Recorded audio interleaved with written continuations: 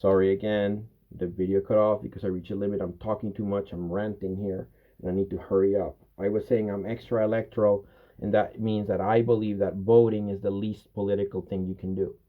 There is much more. If you want to really engage in political activity, there is much more you can do.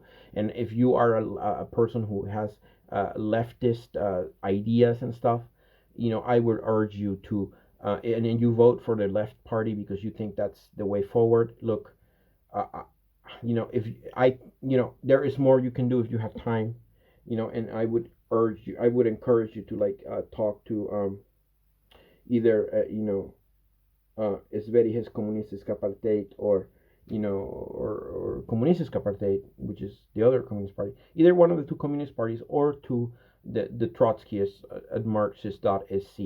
And if you're curious, if you want to try it, if you want to explore the possibility of doing something other than just voting, that is politically meaningful, I urge you and recommend that you contact these actors in the far left, and especially if you're like a sympathizer of the left party, or you're a member of the Ung Vänster or whatever. If you're a member of Ung Vänster, I encourage you to explore RKU, or the Kommunistiska Partiet Youth, the RKU, or Sveriges Kommunistiska Partiet Youth, the SKU, or the Trotskyists at Marxist.sc.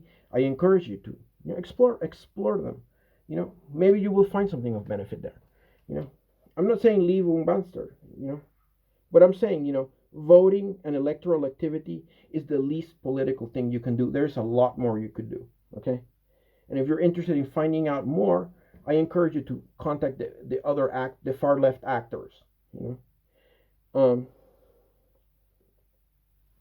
Yeah, my political perspective is basically comes out of the anti-globalization movement, where I was active when I was a young man. I was very much in the Battle of Seattle, 1999, right? And November 1999, which was the first upsurge after the fall of the Berlin Wall. 10 years after the fall of the Berlin Wall, here we have the upsurge of the Battle of Seattle. Where whatever people, the Black Bloc rose against neoliberalism or whatever. Yeah, and it was the first uprising of like the left in 10 years after the fall of the Berlin Wall. The left was back, right? The left came back in November 1999 with the Battle of Seattle, right? And and when that happened, immediately I was like, wow, yeah, finally, wow. I was absorbed right into it. I was sucked right into it. In April of 1999, I moved to Europe, to the Netherlands, and there is when I really began to be involved in the anti-globalization stuff. Originally with Reclaim the Streets in Amsterdam, and then they got me going, and whatever. And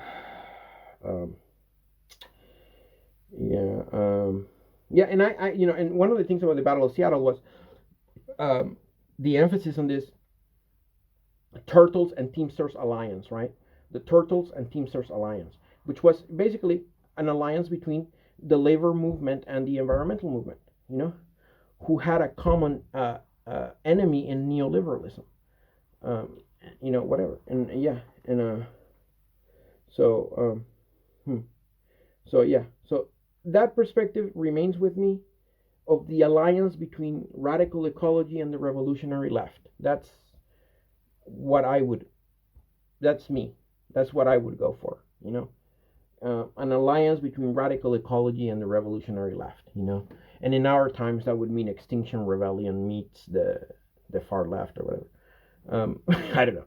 Yeah, Extinction Rebellion meets Marxist.sc and Sveriges Kommunistiska Partiet. Actually, Sveriges Kommunistiska Partiet has a very good environmental program, very well defined, recently defined, and communist environmental program.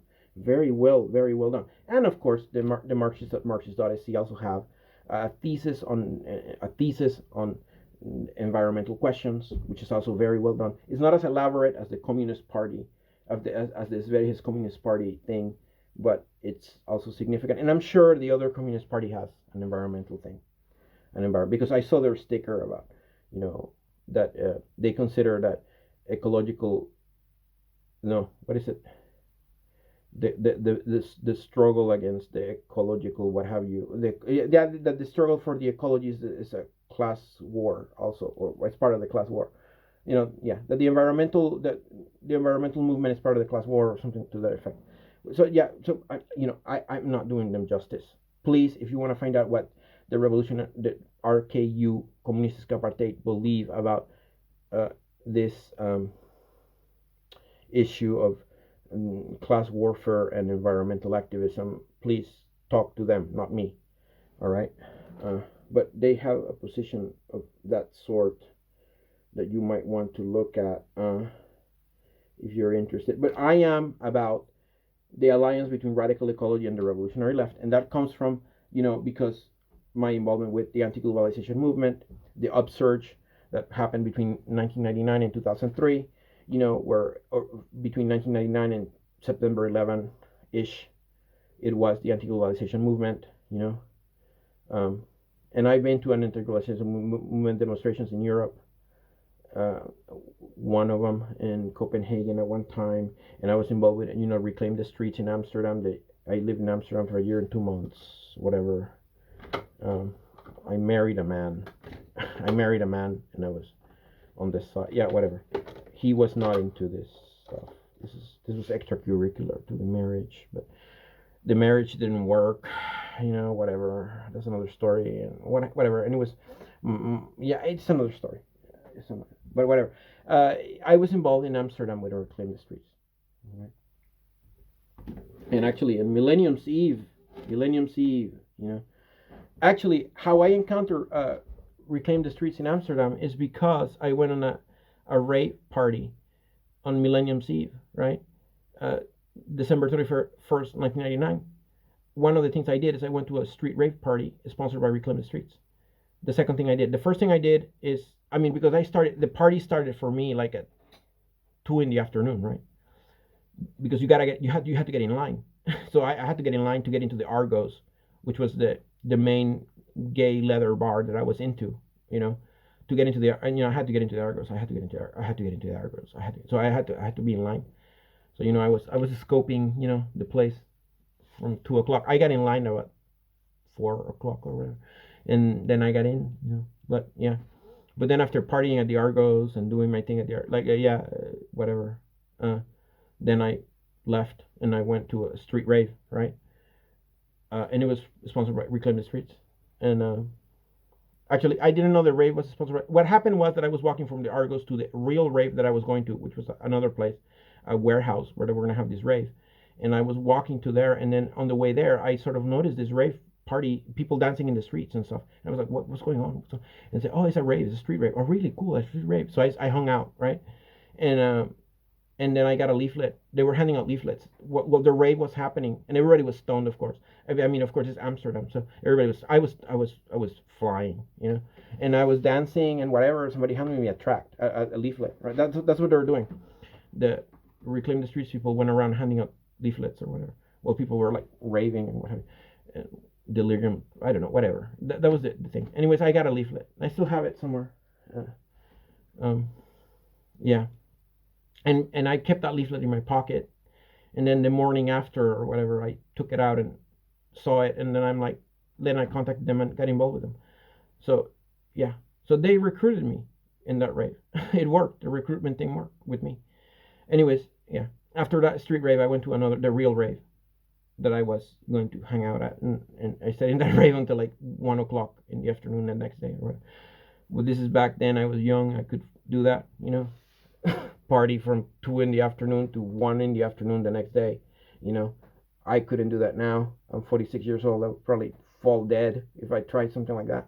But back then I was young, 20, whatever, 23, whatever. You can do whatever you want in those ages, But yeah, anyway. Why did I go on this tangent of the rave? I'm sorry, I didn't mean to go on a tangent about the rave. Whatever. Forget what I just said about. Yeah, ignore what I just said about Millenniums Eve. That is not a political issue. Back to politics and serious things. My final issue as far as Sweden is the I endorse the agenda of a group called ACTION-MOT-DEPORTATION. Okay, Aktion and you can find them on Facebook. Um, and they call for closing the detention centers, releasing all the immigrants imprisoned in detention centers, and stopping deportations. Right? Um, yeah. So I endorse those two. Yeah, I endorse that, especially closing the detention centers. Personally, on the way, my position right now, and I'm told this is reformist. Okay, maybe it could be. Maybe I'm being reformist or whatever, or gradualist or what have you, because the demand should be close the detention centers and free the refugees, right? And I agree 100%. That's what should be done. But on the way there, I think there should be a specific ban on people under 25 being detained in those detention centers. People under 25 have no business being detained in those detention centers. And no, because it's cruel and it is inhuman. It is a living hell for a young person under the age of 25 to be imprisoned in one of those detention centers. Okay? Especially over something that is not something criminal, which is basically that they were born in the wrong place, or whatever, or that they don't have a passport. It's not, it's not a crime. It's an administrative infraction. It's not a crime. Being undocumented is not a crime. It is an administrative infraction. Whatever. And putting a person under the age of 25 in one of those detention centers is cruel, inhuman, and it needs to stop. It needs to stop. So, yeah. But the detention centers should be shut down, and the refugees should be freed, right? And given a permanent residence permit. I'll throw that in. It's and I'm being like, and they're gonna say, oh, he's a utopian. Maybe I'm utopian. Maybe whatever. But that's where I stand. Like Luther said, here I stand, I can do no other. I rather take the stand of aktionmotdeportation. I was active with them back in 2013 for a minute. Back then, when the government, the Reinfeldt government, ordered the police to stand in the Túnel Banana and stop foreign-looking people and ask them for papers in order to hunt down the undocumented or whatever. Like when the police were hunting down undocumented people in the Túnel Banana or whatever. I got active with them, because they held demonstrations.